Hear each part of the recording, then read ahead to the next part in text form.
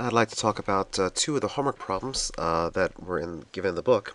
The first problem concerned proving that there were an infinite number of integers so that the GCD of x in 100 was equal to 10. And the hint I gave to try to think about how to get started on a problem like this was just to list out the first few numbers that would seem to fit this pattern.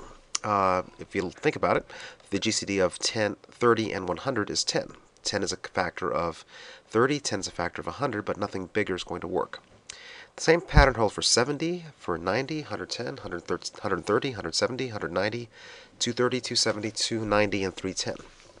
So these are the first few numbers that the GCD of the number and 100 is actually equal to 10.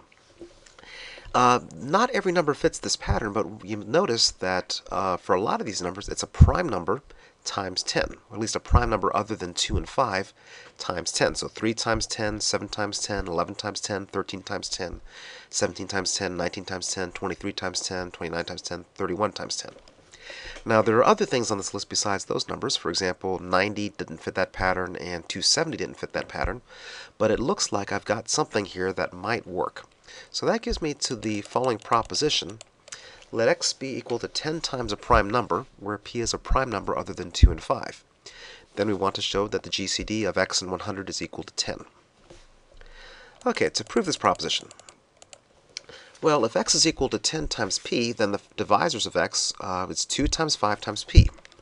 Well, there are only going to be 8 possible divisors.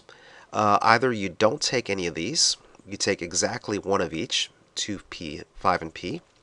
Or you can take 2 of the factors, so 2 times 5 makes 10, 2 times p makes 2p, and 5 times p makes 5p. And the other possibility is to take all 3 of them and you get the original number 10 times p. So those are the 8 possible factors of x. The divisors of 100, there's actually 9 of them. So you could have 1, 2, 2 squared. You could have 5, 5 times 2, 5 times 2 squared.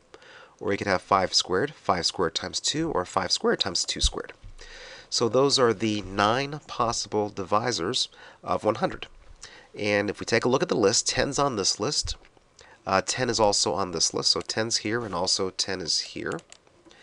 And that is the largest number that's on both lists, because clearly if p is a number other than 2 and 5, then these other 4 numbers can't be one of the numbers that's down here by the unique factorization theorem.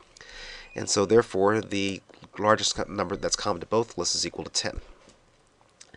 So that's the proof of the proposition that if I have 10 times a prime number other than 2 and 5, then the GCD of x in 100 is equal to 10. From this we have the immediate corollary that there are an infinite number of positive integers such that the GCD of x in 100 is equal to 10 because there are an infinite number of prime numbers. So therefore the proposition follows that there are an infinite number of numbers so that the GCD of x in 100 is equal to 10.